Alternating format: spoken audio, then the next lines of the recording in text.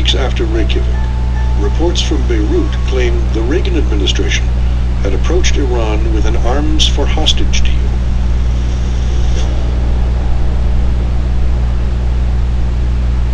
Reagan denied it. Could I suggest an appeal to all of you with regard to this, that the speculation, the comment, all on a story that came out of the Middle East and that once has no foundation, that all of that is making it more difficult for us in our effort to get the other hostages free. Days later, Reagan admitted arms had been shipped to Iran to forge a better relationship, but denied they were arms for hostages. In spite of the wildly speculative and false stories about arms for hostages and alleged ransom payments, we did not, repeat, did not trade weapons or anything else for hostages, nor will we. The American middle had been confounded by this patriotic president who had won on standing tall, who was found to be paying tribute to the enemy in a kind of a pusillanimous way.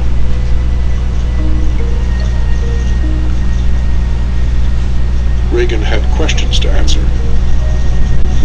President, how would you assess the credibility of your own administration in the light of the full-on deception of Congress and the public in terms of your secret dealings with Iran, the disinformation?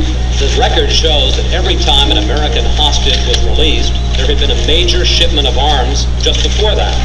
Are we all to believe that was just a coincidence? What would be wrong with saying that a mistake was made on a very high-risk gamble so that you can get on with the next 2 years? Because I don't think a mistake was made.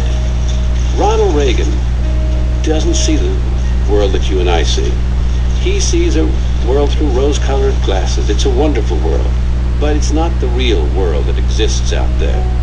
And so he didn't want to see a world in which he had traded arms for hostages. That ran against his grain. That's not his world. Yet he did it.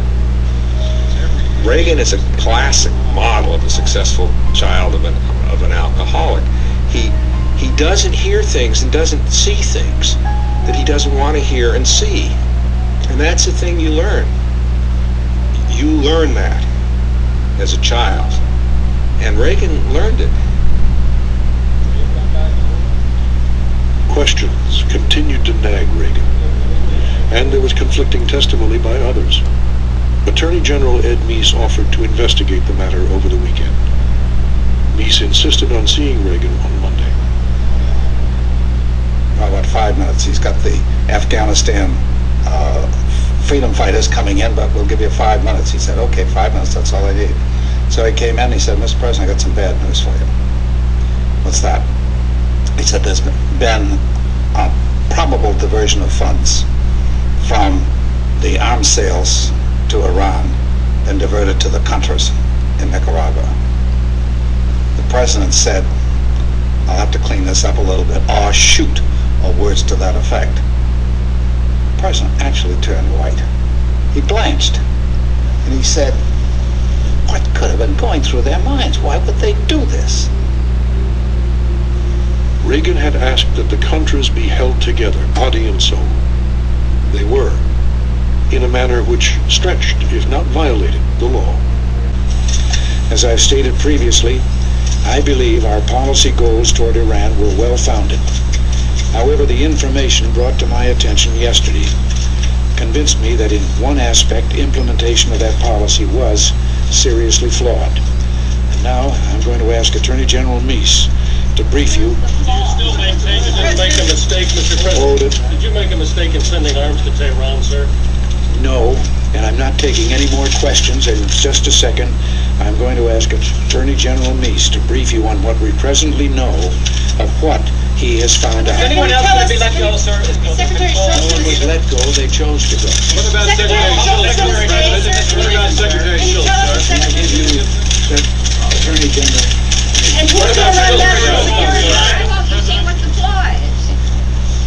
That's what I'm going to say, what it's all about. That so much of this can go on and the president not know it. He is the president of the United States. Why doesn't he know? Because somebody didn't tell him, that's why. Everybody else, a very happy Thanksgiving Day. President, who's going to head that commission investigating what happened?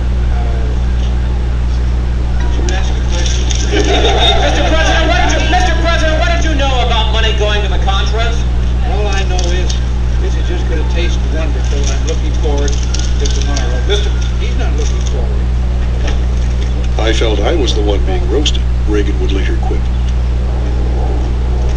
Mr. President, how much trouble are you in because of this Contra revelation? Did you know about the Contras, sir? When would you be able to speak out on this Contra business? Mr. President, you've never done tough questions before. Mr. President, hasn't this damaged your presidency? If he knew of the diversion of funds to the Contras, he would be in trouble. If he did not, he was not in control of his White House staff. I obviously will need information and cooperation and help from the executive branch. What do you know about the making available to the Nicaraguan resistance of proceeds from the arms sales? On the advice of my attorneys, I must decline to answer that question at this time. Hamilton, on the advice of counsel, I respectfully decline to answer the question based on my constitutional rights. Is there information in the possession of the Justice Department that suggests this thing started earlier? There was no smoking gun here. I think that's what everybody is concerned about here, who knew what and when. The shadow of Watergate descended over the White House. This presidency is over, columnist Charles Krauthammer wrote. It was the first time I'd really seen him with the wind completely out of his sails. One of his greatest assets was the trust of the public. And when it turned out that in fact there had been an arms for hostage deal, the public stopped believing. That was the first time I got the feeling that he was not able to handle anything that came at him again. He wasn't quite up to handling a crisis of that dimension. And I blew my top. I said, the hell with it, that's the way they're going to leak about me. And the like, I don't want to stay around anymore. I was so whizzed off at that point that I dashed off a very terse letter to the president. I hereby resign. He called me, very soft tones, that he didn't mean for this to happen. He wished it hadn't happened.